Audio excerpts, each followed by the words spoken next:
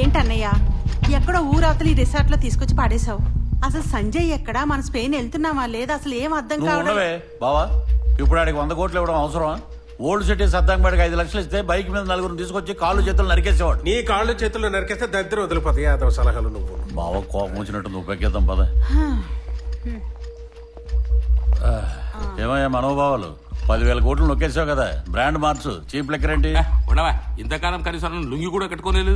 Pant వేసేసి malt అని scotch అని అడ్డమైన తాగిపించడం. చూడు, పనోడి మనోభావాలు దెబ్బతీయకు. ఇది నాకు ఇష్టం వచ్చిన బ్రాండ్, నా ఇష్టం వచ్చిన తాగుతా. అయితే తాగనంటావు? తాగను. ఏంటమ్మా? నాన్న, మొన్నటి వరకు నువ్వు నన్ను కృష్ణదాస్ని లవ్ చేయమని చెప్పావు.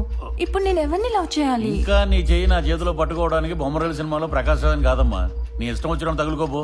అయినా 10,000 కోట్లు వచ్చాక 1000 కోట్లు నీకు 1000 కోట్లు నాకు ఇవ్వనంత మూర్ఖుడు కాదే మీ మామయ్య.